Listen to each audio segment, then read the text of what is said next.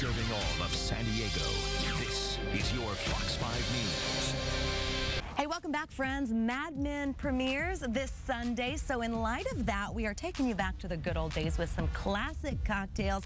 And here to hook us up this morning, Erin Williams from Hush Cocktails, our cocktail queen. And you're dressed the part this morning. I love it. Throwback. Bring it to us. The spirit. All right, so we have three drinks to make here this morning? Yes, we do. What are we making? We're making 3 of the most basic classic cocktails. These are the type of cocktails that they drank in the era of Mad Men. So some of them are super easy. Some of them take a little bit more work, but for instance, this is, we'll start with an old-fashioned, just very simple, sugar, bitters, water, and bourbon or rye. Don Draper drinks his with rye. Okay. And then usually you'll use a sugar cube, but I mean, for people who aren't crazy bartenders, it's easier to just make a little bit of simple syrup, drop it in the glass, then you want to take one of your ice cubes,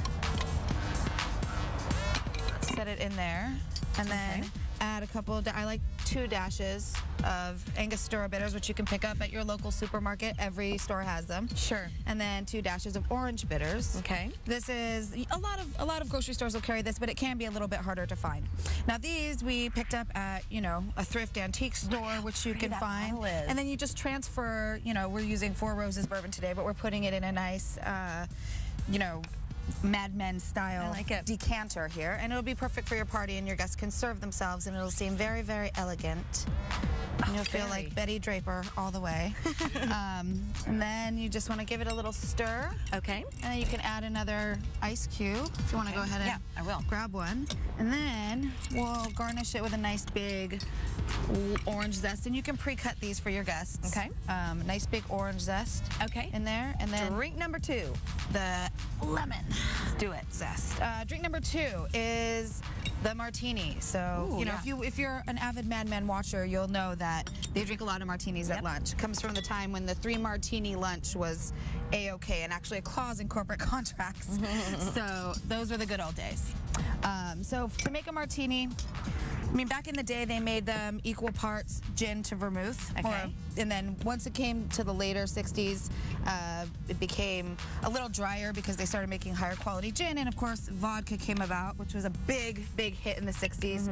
Smirnoff's campaign was leaves you breathless so that your boss wouldn't know how many martinis you'd had. But I like gin, so we're using gin today.